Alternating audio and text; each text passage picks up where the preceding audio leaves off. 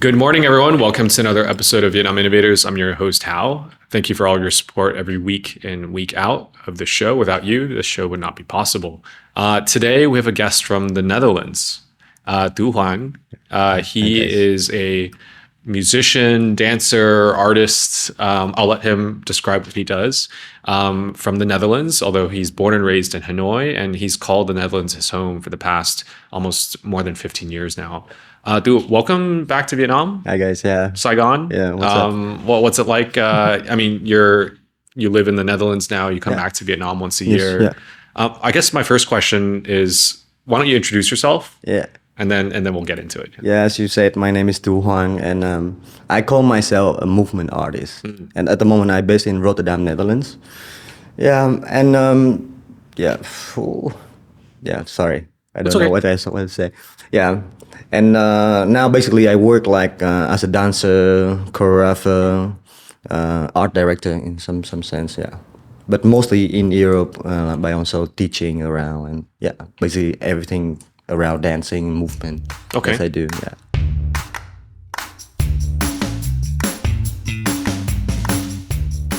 Yeah. You coming back to Vietnam once a year. You've been home every year since you moved back. Yeah. What's it been like, seeing the evolution of culture and dance and artistic expression in Vietnam since you left? Because back in 2007, probably most of the artistic expression had to do with like paintings and like music, but other forms of expression, they've evolved so much, and it's a reflection of where Vietnamese society is going. From an outside but insider point of view, maybe you can share your feelings about how that's evolved over the past 15 years. Like I left Vietnam in 2007. It was that time Vietnam started to get very, very developed. So like economically. Every time I go back, actually, I get like a little bit of culture shock, but how much things change. Also, like especially also in culture as well. I think, for example, in Vietnam, like music industry has been like growing very, very like fast and like very diverse now. And in dancing, at that time, I was in National Ballet Vietnam. I studied in Vietnam as well. My main focus was like classical ballet. So I was really like ballet. Classical? Yeah. Classical ballet. It was the only actually very, let's say, very good dance education that we could have in Vietnam at that time. So like ballet, Vietnamese folk dance, and a little bit of contemporary modern dance. Okay. Yeah, but it's still very basic. Even though at that time it started also in hip hop culture as well. It started to get very growing. But now to come back to Vietnam, every time I have seen this, the young generation now, they adopt the culture from, I think because of internet, like you can see a lot of things. The TikTok generation. Yeah, definitely. The thing is also, in my field, it's a little bit harder because I work more related with more like theater. Like, so it's harder to get this kind of resource or video on the internet. So that's why in my part, I see like contemporary art is a little bit less developed in Vietnam, especially in dance. But like if you see about like urban like side of it, like hip hop or the culture, like the young generation now, they are really, really far. Because I think that's a sense of building up community. As well, like in hip hop and urban dance, they actually stronger in this. And in the contemporary scene or in the dance scene, it's still in Vietnam. It's still related to a lot of theater in Vietnam, or a lot of company, national theater. For example, my old company was Vietnam National Opera and Ballet. Okay. So a lot of dance company, it's function because of you belong to the country, the government. So you get support, subsidy from this. So it's really separated. So in Vietnam, we have the two words to describe dance, either nhảy or múa. So in the múa side is a little bit still now, I must say a little bit underdeveloped to see, because when I left and until now I'm still coming back, it's still kind of in a similar state of quality and development. Yeah. It's also depend also the economic of Vietnam, I think. Right. When the country have the money, let's say, because the economy is going well, the people would like also to see more art more higher quality art. Well, it's such in high demand today, but there's like no spaces, no communities for it. And, that's why we've had you on the show today. Yeah, yeah. Our partnership with the Netherlands government, Yeah. they want to kind of show expressions of what their values as a society are. Yeah. And one of those is artistic expression. Yeah. And here in Vietnam, it's still, there's a strong demand for it, but the places to express it, the communities, it's still very grassroots, and it depends on the people. But sometimes it takes a little push from the outside. Yeah. Next question for you is, so you're trained in the more classical sense. Yeah. You're born and raised in Vietnam. You're Vietnamese. Yeah. You went all the way to the Netherlands, Yeah. I assume, to kind of explore a bit more of the artistic expression. What have you learned over there? Like take us back to 2007. You went to the Netherlands. What was your first year like as a movement artist from here going to there? Like, what were the differences? What were the people you were meeting? What did they think like when you said, "Oh, I'm Vietnamese"? What were their first reactions? Well, that's a very long story. Actually, I didn't arrive in Netherlands first. Okay. My first 2 years, I was in Switzerland.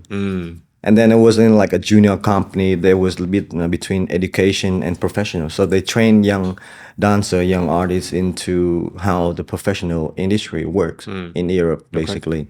And then I got my first job in Germany. Because at that time, I learned how the industry work. Basically, they post like audition on the internet and you apply it. And then finally in 2016, I got the contract in Connie Janssen Dances, and then my journey in Netherlands started. But in general, when I got into Netherlands, they said like, Vietnamese, like. Was it negative? Not negatively, but I think that is more interesting because in Holland, basically, there's a lot of Asian community as well, but Vietnamese is not. Basically, it's Indonesian, like Suriname is like Curacao people. What I learned from the Dutch is actually they're very direct and also very open-minded. Netherlands is like the first country like open for same-sex marriage, or the people they experimenting, like even in painting, in art and design. For example, Van Gogh, for example, in the industry, painting, art and design, I think is very developed. I think because part of the Dutch culture is they are very direct, very open to experiment new things into that. And for me, when I was there, I was like, wow, even in dance, they have now Netherlands Dance Theater is one of the top company in the world in contemporary dance. And how the dance, I can talk about the dance scene for me because it's more my field. It's like they have, it's a small country, but like for dance already they have like 4 different dance university, which is very high level. So from students from all around the world, they come and they study. And what I appreciate from all those education is different than Vietnam, because in Vietnam you have to have the degree, the master degree, in order to teach in the university. And what I like from in Netherlands is like it doesn't matter like what kind of degree you have, as long as you are like people recognize you in the field, you are good, and they invite you to the school to teach the students. Okay. Because that, I think that can be a very nice mentality compared with Vietnamese one. It doesn't matter if you have a degree, but then as long as you are good, then you can share your knowledge to the student, which make things much more, I think, open-minded, and then people can absorb from a actual good artists or teachers in order to grow. That's a good point. In Vietnam, I talked with a lot of friends who do graduate school, and they almost say that it's not really that worth it in Vietnam because it's just to do it so you can do that. Get a degree. Yeah, get a degree so you can suddenly now do that. But in terms of like learning and development or expertise, do you need to have a master's degree? Yes, no. I mean, it's not for everyone, right? But I think in today's society where so many young people have the internet and they can learn from somewhere like in the Netherlands, like physically they can go there, or they can just learn from here. Most of the people in Dutch people, they say like we like efficient. Like you take time there and then you go like work with less people but more efficient. and they go Have work you become faster. more efficient? I am like I mean before Netherlands I never know how to like make the I don't know calendar my agenda and everything, and now have everyone like in Holland like you have to make an appointment just to visit a friend, have a coffee together, which is like for me is really Yeah. because Vietnamese from the Vietnamese culture you are very spontaneous now. You Yeah. can just go on someone and say hey let's meet, you know, like tonight or later tomorrow, but then like it's really. Yeah, sometimes it's a bit stiff, but you know, but it's a good structure for the for the culture itself. Once you are in it, you just get used to it. Which one are you more now? Well, trying a little bit of both, you know, because as an artist, you cannot just like be so stiff around. Yeah. And like if I'm in Netherlands, I'm trying to stay with that. Like Just respect the exactly the to cultural call people, meet normal. people. But I'm in Vietnam, you have just to call people and see how it is. Just keep that spontaneous. I'm the opposite. So I'm Vietnamese American, but I was Yeah. born in the U.S. Uh-huh. But where I grew up in the industry I was from, everything, like every minute is $1. Every minute is so valuable, right? And I remember moving to Vietnam and being like, I would Culture show up to shock. the meeting 5 minutes early, and then whoever I was meeting would show up 15 minutes late, like nothing happened. Yeah. And I would be like, oh my God, like I get so nervous and be like, but I mean, I am always on time now still. Sure, yeah. But I know that I need to adjust to where I am because at the end of the day, most people here are Vietnamese, so you just kind of have to adapt a little bit. It's also the beauty of it, like in Vietnam. So from my point of view, from an artist, like sometimes you need to just kind of chaotic sometimes. Let's talk about, so my next question is about the blend of the Wests and the Easts. Yeah. So you basically are a representation of that. I think, you studied at such a classic traditional sense in Vietnam. You are Vietnamese, you're from Hanoi, you go all the way to the Europe and you have these different experiences and you've worked there for so long now. Yeah. What is your expression today as a movement artist? I watched a couple of your videos before arriving to the podcast, and I'm not an expert in dance, but I mean, maybe you can describe for our audience here, like, what has your evolution been like as an artist from East going to West, and now you're back here? And what are your thoughts when you see artists today in Vietnam? Let's start a little bit when I start to arrive in Europe or something. I literally knew almost nothing like in contemporary dance or the things that, because it was my new territory, So all I wanted to do is like try to be like the same as them and try to learn the technique. And because I feel insecure at that time about myself, as that I didn't know enough as a young boy, and I was like 18 years old by that time. What I learned in Vietnam was like folk dance, ballet, so I tried to stick with that classical background of mine and try to learn it. And the more I work with more people, more choreographer, you start to absorb. That's a good thing in dance, like we're a bit like monkey, we just watch the people there and say copy it, because at that time my English was not that good also. Throughout the years I study from different, I start get a little bit more like curious about more dance, let's say more different type of techniques. So you search for YouTube videos, study, learning different names of people and start to try to follow that trend. So I got a little bit at some point, and then you get stuck a little bit because at some point there's no one around you that teach you more things. Luckily for me, I got one of my ex-boss. He's Scottish, but then he will study also Tai Chi.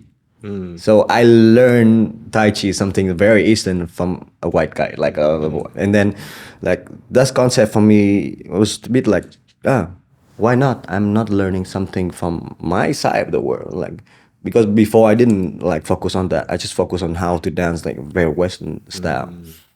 So in the end, after 2 years, I learned Tai Chi with him, and I start to realize that I got better in dancing. And then turn out I have to rewind myself, like, okay, why do I learn it so fast? And even my ex-boss, he was telling me like, well, you jump up your level really fast. And then I realized like, maybe because it fits me. Like that's the thing that's created from the ease with our body, and we are Asian, so we are maybe also different than this. And then I started to deeply going back to my childhood. I was learning kung fu at first and everything, and started to study more Eastern dance or a way of how Asian body would work. And so I found the ways that work for me. I started experimenting with the movement. And basically, what is nice from the West is they are good at structuralized things. And then in the East, how we work with more spiritual, like, and also energy. And so I try to mix those things. Does it make sense? Like this, Yeah, yeah. it's kind No, of I like your last mention about the spiritual and yeah. You the talk West about is like more structured. India or Chinese or something. Most of the thing is very spiritual, very religious, and Yep. how to. That's how. Yeah, we work in Asia. I think more like philosophy and things. Yeah, that's and cool. in the West is more like study, like physics, science, and all of that. Do you find that the artists today in Vietnam, and I know you're only here once a year, and it's not like you're Yeah. meeting people all the time, but in your experience and what you see online, are young Vietnamese artists, are they learning from like other cultures as quickly today? Like we just talked about like TikTok Yeah, and the for internet. sure. Do you see them absorbing that? Is their style different than your style 15 years ago when you left? Oh, definitely. Like It is. How is it different? Well, I think because now it's much easier. You can just learn things from TikTok or from YouTube and everything, so you can absorb much more than in my time. I think I left Vietnam when YouTube didn't exist yet. As I said, more like in TikTok way is for dancing. For me, I appreciate those things because people start to get interested in movement. They start to want to dance. And that is for me is nice because that is also kind of my feel. But in the same time, it's get a little bit of commercialized dance a little bit, and people sometimes they forget about what more dance can be saying, or what kind of, like in contemporary we work a lot more with the intention, with the idea, with the concept of dancing, and how to make it become some sort of a meaning. Because You mentioned a good point about the commercial side of things. Like in the West, they have systems, they have institutions, Yeah. they probably have funding. Yeah. People are willing to pay to go see a dance show. Yeah. Here, I haven't seen that much. Traditional, yes, but it's more for tourism. Yes. I find. Most of the company in Vietnam, they work on production for like a month, and then they perform in like maybe 3-4 times In Vietnam. in Vietnam. Do they go abroad or not? Some really? yes, Okay. some, but more in folk dance. In Netherlands, if we like my last company, if we have one production, we made it like in 3 months, Okay. and then we toured around like 4 months, every week 4 shows, different cities. So that's why people can like it's more accessible for the audience, for the normal public. For you, that's why you couldn't see it, because like if you heard about it, it's already gone. There's no more anymore. So because I think in Vietnamese company, they get subsidized by the country, by the government, and then they just need to do it twice a year. Yeah, it's just enough to like Exactly, make a living, to make so. the everything works, and but it's not much for me. Not much about sharing things.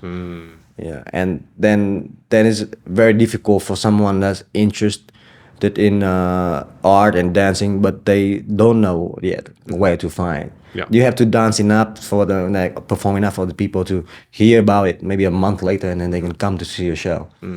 And so this is a bit pity that in Vietnam they function like this. And then the commercial side is much easier because everything is more public, and then nowadays with like online marketing, Yeah. it's much easier for a young audience to see this commercial show, to approach it. So yeah.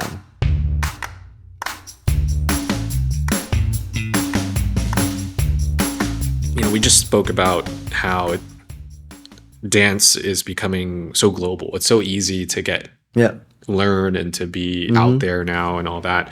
But let's talk about like integration in that whole journey as an artist. You and your team and the people around you have won awards. I don't know any of these, but they sound nice. One of them is the Copenhagen International Choreography Competition, for example, and you've been Your career has taken you to the Vietnam National Opera and so many other places. What has your journey been as a Vietnamese being at the global level? Like, are people recognizing what Vietnamese or Asian artists can bring? I think first of all, like with respect, you just have to earn it. Yeah. You know what I mean? Because it's not just an easy thing that I meet you and you should respect me. I have to show you at least something that you're gonna that was cool. Yeah. So it took me a long time to like get to here for sure. But as a Vietnamese and Asian, as an outsider, when at that time I was very insecure about what I can do. It's not even creating yet. I was just a dancer, right? What were those insecurities? Like, so I ask you these questions because we have a lot of young audience on the show that are very ambitious. They want to experience the world, and even perhaps some of the people here listening in the studio. Well, it's because I'm an Asian and I work in the European dance field, which is like, as a Vietnamese, you got very limited knowledge about it. So I always felt like, okay, am I enough? You have to just learn everything when, exactly. when other so people you have been to doing copy it for people, like how they do things, and you try to copy it. Because also I didn't go to any university to learn how to dance or to learn how to create things. You know, everything you just be like curious about. Like, so at some point I felt like, you know, this kind of itchiness that's in the body. That's like, okay, maybe I want to create. Because as a creative person, you know, like you will eventually find that age to want to create something. So, yeah, I was working with one of my friend, and he actually initiated me to like, you see this competition? Let's try to make something. And then so I made it very quickly sort of a duet, which is two people, and then we made it very quickly. We put on YouTube and we sent it. So that was my first experience of competition as a creator, as a choreographer. Before I already trying something already to make in the very company small format, just to learn a little bit. And then that was my first time to approach to international competitions, different. Because I think that's important in art. Art need to be judged a little bit, need to be shared to other people in order to know that you are good, to know where you are in that moment. So it doesn't matter if I'm Vietnamese or something, but if my piece was there and they like it, they put it in a good level, and then so like that I earn a respect because of that. It doesn't. I think they don't really judge you in art like where you're from. Yeah. You have some performances. I viewed a couple before our podcast, but for the audience, if you're not aware of what I'm speaking about, there's some links in the description below. Trial, False Memory, In the Rabbit Hole. They've won some recognitions and prizes. Could you just take us behind the scenes about how this whole process works? What's it take to put together a production that can win awards, get people to want to go out and buy a ticket, follow you around the world? Especially for our young Vietnamese audience who are probably listening and thinking like, how do I do this? Well, some people ask me like, how do I make a good piece like yours? And my first advice was like, don't try to force the wind on our words. Because otherwise you force yourself to creating something good, and then it's actually feel like there's limitation. I think as an artist, to be creative, first thing you just have to stay truthful to yourself, stay authentic is very important, rather than trying to copy other people like something trendy. Did you feel like at one stage in your career you were trying to do that? Like early on, maybe? There's a sense of depend on how much knowledge you have, for sure. In art, we say that everything is a remix. So, which means that everything. That's a good excuse. Yeah. So, which means that everything's already been done.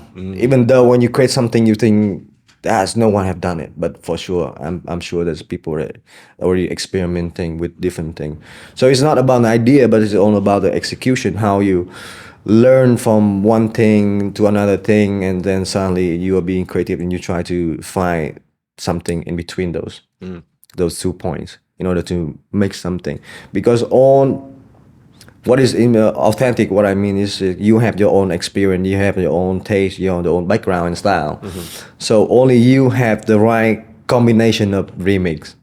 So that is more for me about being authentic. You just have to learn a lot. As a creative person, sometimes what I see is you just have to experience a lot of different stuff, try a lot of new things, like getting out of your bubble, your comfort zone, in order to try things. Because being creative doesn't mean that okay, I want to do this, and then idea come directly. Sometimes idea come when you take shower. So sometimes idea come you eating with food or traveling around, seeing something, you get inspired. That's what I do now. It's just like I travel a lot and to feel exploration and have a notebook and write down. Sometimes maybe like ideas. And so come back to how to win a competition and how is it this. Don't try to win a competition. Just try to be there, be honest, and be humble, and just to be vulnerable. Be like you accept this. If you show your work, it's very vulnerable. Sometimes it's very sensitive. When you put your work in the field, and people are gonna judge it, people are gonna see it. But also, it's the nice way to see if you see my work and you respected it. It's also a very nice return. It's you make a good point, and I kind of ask those questions too, because in Vietnam these days, there's a competition for everything. Yes, and I feel like we've lost the plot a little bit about like just learning how to learn. I think that's a big thing. Yeah. Where today a lot of young people, it's like, oh, I'm learning just to achieve this. But we sometimes forget that we learn so we can become better versions of ourselves, not to just check things off. And, so I asked that just to hear your perspective, but it's great to hear that. Yeah. And though we've spoken a lot about how you've blended like East with West, and you've been over in the Netherlands, and I want to hear about your thoughts about bringing Europe or wherever else in the world to Vietnam. Of course, the internet's helping a lot with that right now. Yeah. And you mentioned you had a coworker who learned Tai Chi, for instance. Yeah. A white guy teaching you how to Tai Chi. What do you think artists from Europe, like the ones that could be listening to today's podcast, the ones that have been working with you for like the last 10 years, they ask you all these questions about Vietnam or what you learned when you were a student. What do you think they can learn? Is it like the whole spirituality thing, for instance? What they can learn from the East. Exactly. Well, nowadays, I think if you not just looking into dance or in art in general, a lot of different other fields, they're looking for how the East do things. Like, I don't know, with yoga, it's actually like East, and in math or something. In Asia, we are just better in philosophy, in different thing, in different field. And they are the one good at, like, I would say, record everything and put them into one system. Organization. Organizing thing. And sometimes maybe we'd be like too floaty.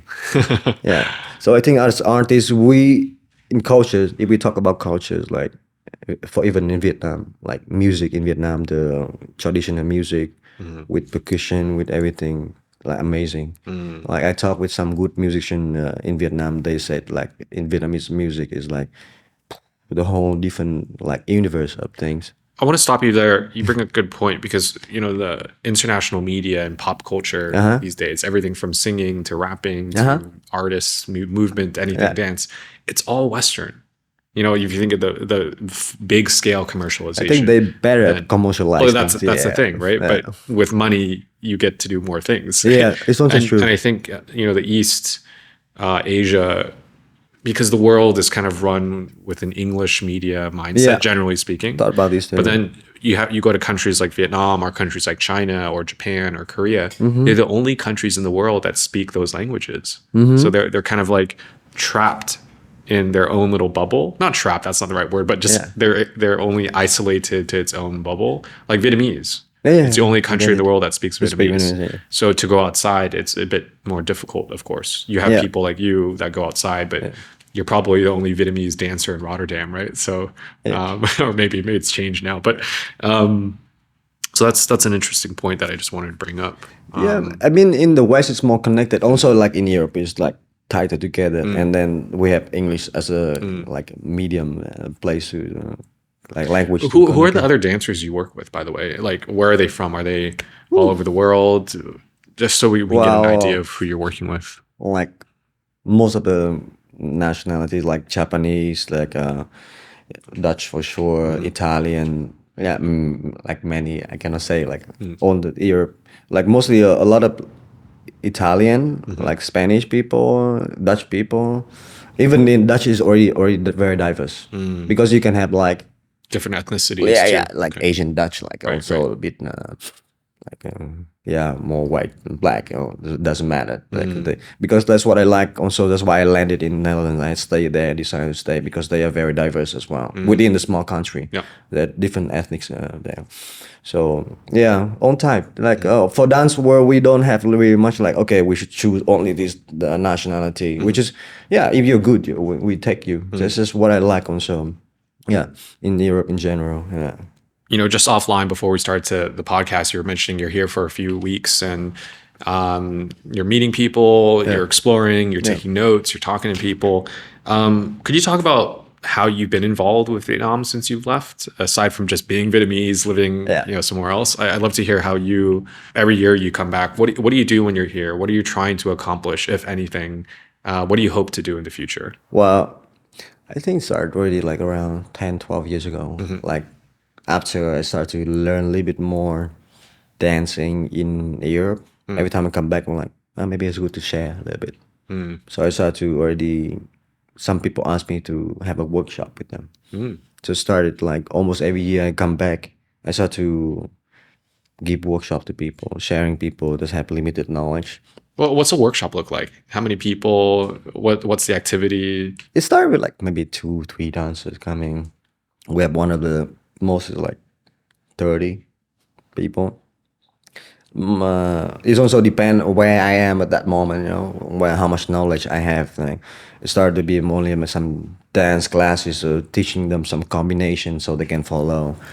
Now coming to more theory, I develop my own like sort of method that I can apply from the west and the east and mix them together so I create some sort of idea and now I teach to people, so not just only giving them a dance phrase combination but mostly about sharing knowledge, sharing the theory, the philosophy in dance, what movement can do, so I share with people more workshop and now slowly I want to like I started also making small little pop-up show a little bit so I can dance and people can see me. Okay.